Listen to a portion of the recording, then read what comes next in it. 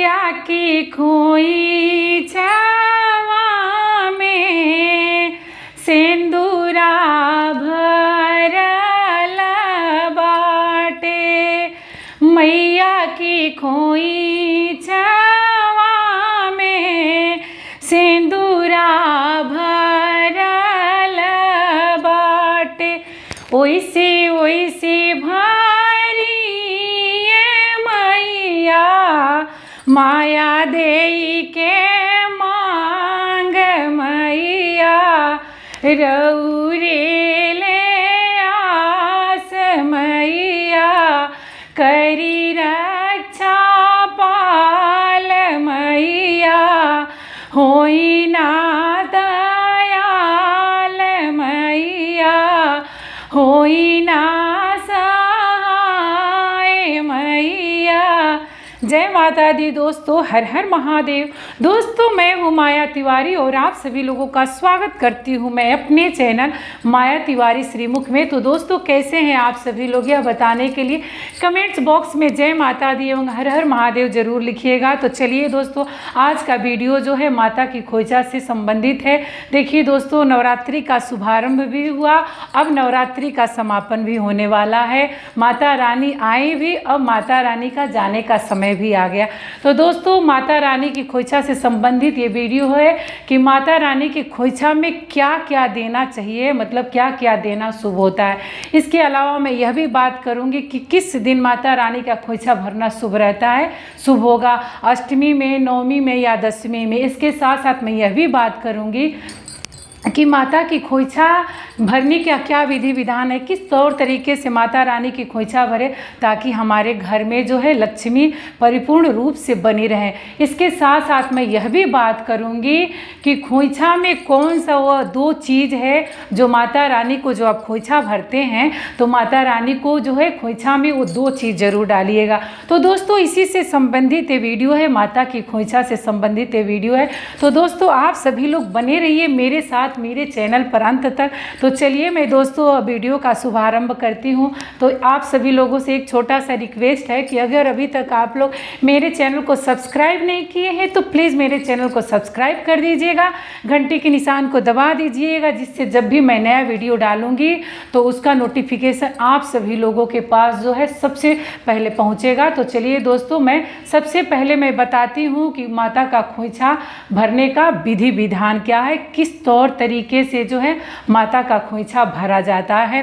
तो दोस्तों सबसे पहले तो माता का आप अपने घर में जो है कलश रखे हैं और माँ की प्रतिमा रखे हैं तो उसका अलग विधि विधान होगा। और आप जा कर के मंदिर में भरते हैं, पंडाल में भरते हैं तो उसका, उस खोइछा को भरने का अलग विधि विधान होगा। तो सबसे पहले मैं आप सभी लोगों को बता दूं कि खोइछा की सामग्री क्या है, बहुत जानना जरूरी है। दोस्तों खोइछा भरने में सर्वप्रथम तो आपको सजाने के लिए बहुत अच्छा साफ सुथरा थाली चाहिए। थाली में चावल, उसके बाद से सिंदूर, बिंदी, हल्दी और क्या बोला जाता है दूब, और हल्दी गांठ वाला लीजिएगा तो सबसे ज़्यादा रहता है दूब। और उसके बाद से पान लीजिएगा, पान जरूर लीजिएगा, सुपारी लीजिएगा और लौंग लीजिएगा। यही सब सामग्री है जो माता की खोइछा में भरा जाएगा। और चावल लीजिएगा तो चावल खड़ा लीजिएगा, टूटा फूटा चावल मत लीजिएगा, उसको आँखें से आँख देंगे तो जो छोटा छोटा खुद्दी रहता है वो नीचे गिर जाएगा। और जो बड़ा चावल है, खड़ा खड़ा चावल है तो वो बच जाएगा। मतलब ये एक तरीका बता दी कि वैसे खड़ा चावल आप निकाल, फटेंगे तो नहीं निकलेगा, तो इस तरीका से चावल निकाल लीजिए। तो ये रहा माता की खोइछा भरने की सामग्री। अब जान लेते हैं कि माता की खोइछा जो है किस दिन भरें, नवमी में भरें, अष्टमी में भरें या दशमी में भरें। तो दोस्तों देखिए, अष्टमी तो आप सभी लोगों को पता है कि रविवार के दिन पड़ रहा है 22 तारीख को, तो उस दिन तो खोइछा भराएगा नहीं क्योंकि उस दिन तो महानिशा का पूजा होगा। नवमी अगले दिन हो रहा है तो उस दिन तो हवन होगा। तो हवन जिस दिन होगा तो मान लीजिए उस दिन तो सोमवार पड़ रहा है, अच्छा दिन पड़ रहा है, लेकिन जो लोग अपने घर में कलश रखे हैं वो लोग जो है उसे नवमी के दिन जो है 23 तारीख को जो है वो लोग माता का विदाई कर देंगे, क्योंकि सोमवार का दिन पड़ रहा है। तो कलश कितना दिन रखेंगे, कलश रखने में भी तो ज़्यादा खर्च होता है। अगर वो सक्षम है तो रख भी सकते हैं, ऐसा कोई नहीं है। देख लीजिएगा आप अपने अनुसार कि क्या करना है। तो उस दिन जो है जो उन लोगों को जो कलश रखे हैं, माँ की प्रतिमा रखे हैं, तो उसमें किस तरह से खोइचा भरना है। आपको एक चांदनी लेना है और चांदनी लेकर के जो चुंदरी होता है और उस चुंदरी में जो है सारा खोइचा का सामान जितना भी है संपूर्ण सामान ले करके जो है आप उसको अच्छे तरीक़ा से बांध दीजिए। बांध करके जो है उसमें लेस लगा करके ऐसे फोल्ड करके बनाएंगे तो त्रिकोण बनाएंगे तो खोइचादानी भी बन जाएगा। और किनारे किनारे एक एक जो है लेस लगा देंगे तो माता की प्रतिमा में जो है वो खोइचा बंधा जाएगा। तो ये आप अपने घर पर जो है इस तरीक़ा से जो है खोइचा बांध लीजिएगा। और माँ के मंदिर में जाएंगे तो माँ के मंदिर में तो उस दिन खोइचा तो भराएगा नहीं, तो माँ के मंदिर में भी खोइचा भरने का ये नियम है कि आप जा रही हैं तो खोइचा तो भरा गया है, तो वैसे तो आपको वहाँ खोइचा बांधने की कोई आवश्यकता नहीं है, क्योंकि ऑलरेडी जो है पंडाल में जो है माता का खोइचा जो है पंडित जी बनवा देते हैं। तो उसमें खोइचा भर रही हैं आप, तो उसमें जो है चांदनी उनका खोइचा दानी जो है बंधा हुआ है, तो आपको उसमें केवल खोइचा देना है। लेकिन जिन लोगों को करना है तो ये घर पे जिन लोगों को कलश रखे हैं तो वो लोग जो है नवमी के दिन जो है खोइचा डाल सकते हैं। और चाहे तो वो दशमी के दिन तो विदाई होगा नहीं, क्योंकि उस दिन तो फिर मंगलवार पड़ रहा है, तो मंगलवार के दिन कैसे विदाई करेंगे। तो जो लोग कलश घर पे रखे हैं तो उनके लिए सबसे उत्तम दिन जो है सोमवार का दिन पड़ रहा है। नवमी के दिन जब कन्या खिला लें, हवन कर लें, उसके बाद से जो है वो माता का विदाई कर सकते हैं, खोइचा दे सकते हैं। और जिनको पारण करना है तो नवमी में पारण करेंगे नहीं, दशमी में करेंगे। बहुत सारे लोग नवमी भी करते हैं। तो देख लीजिएगा आपके घर का क्या विधि विधान है, आपके घर के रीति रिवाज के अनुसार चलिएगा।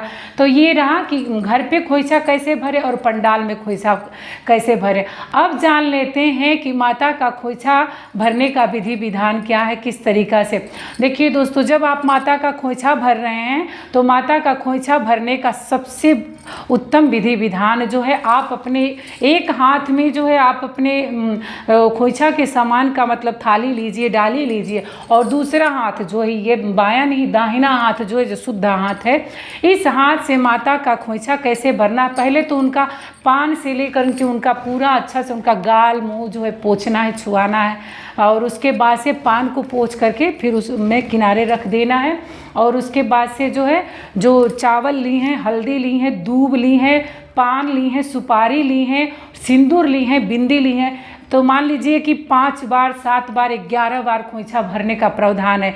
तो जितना सामग्री है ऐसे भरिएगा कि एक बार में सिंदूर डालिएगा, फिर एक बार में बिंदी डालिएगा, एक बार में दूब डालिएगा, एक बार में फिर हल्दी, फिर उसके बाद से जो चावल है माता का खोइचा का, फिर चावल, इस तरीक़ा से करके जो है 5 बार 7 बार 11 बार जो है माता रानी का खोइचा भरिएगा। इस तरीक़ा से खोइचा भरा जाता है, शुभ होता है। एक बार बहुत सारे लोग रहते हैं कि भीड़ में देखते हैं तो क्या करते हैं, पूरी थाली एक बार घुमा दिए और घुमा के डाल दी। ऐसा मत करिएगा, ये शुभ नहीं होता है, ये इस तरह से खोइचा नहीं डाला जाता है। और एक और नियम है जो कि किया जाता है, जब आप माता का खोइचा डाल लिए तो खोइचा डालने के बाद पूरी थाली को आपको खाली नहीं लाना है। जो डाली ले गए हैं तो पूरी डाली को जो है खाली नहीं ले आना है। उसमें से जब डाल रही हैं तो डालने के बाद थोड़ा सा जो है 10-5 दाना जो है मतलब चिटकी भर जो है माता की खोइचा में से थोड़ा सा ले लीजिएगा। ये क्या है,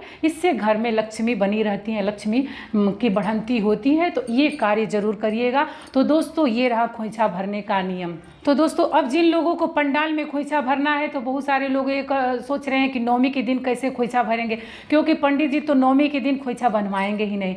और जो है कहीं भी मुझे ये लगता है कि नवमी के दिन तो माता का भी मूर्ति का भसान होगा ही नहीं। दशमी के दिन जो है मंगलवार का दिन पड़ रहा है तो उस दिन तो माता का विदाई होगा नहीं। तो अब जो है जिन लोगों को पंडाल में खोइचा भरना है तो वो बुधवार के दिन जो है खोइचा भरेंगे। जो है जब दशमी बीत जाएगा तो तो बुधवार के दिन उस दिन जो है दुर्गा जी का भसान होगा, क्योंकि दशमी में होगा ही नहीं उस दिन, जो मंगलवार का दिन पड़ रहा है तो मंगलवार के दिन के नाते हो जाता, उस दिन बहुत सारे लोग कर लेते, लेकिन मंगलवार के दिन के नाते उस दिन जो है माता का खोइछा नहीं भरेगा और ना ही तो विदाई होगा। तो वो लोग जो है जब उस दिन वो पंडित जी जब खोइछा बनवाएंगे, विधि विधान से माता का खोइछा भरवाएंगे, तो वो लोग जो है पंडाल में जाकर के बुधवार के दिन खोइछा भरेंगे। तो दोस्तों यही है माता की खोइछा भरने की विधि विधान की, किस तरीके से माता का खोइछा भरा जाता है। आशा करती हूँ, उम्मीद करती हूँ कि मेरी माताओं बहनों को ये वीडियो थोड़ा सा तो ज़रूर ही पसंद आएगा। तो अगर उन लोगों को पसंद आए तो प्लीज़ मेरे चैनल को सब्सक्राइब करें, घंटी के निशान को ज़रूर दबा दें। फिर मिलती हूँ एक नई वीडियो में, तब तक के लिए आप सभी लोगों को महाअष्टमी, महानवमी, विजयदशमी और माता की खोइछा भरने की बहुत बहुत शुभकामनाएं देती हूँ। प्रेम से बोलिए नौ दुर्गा मैया की जय।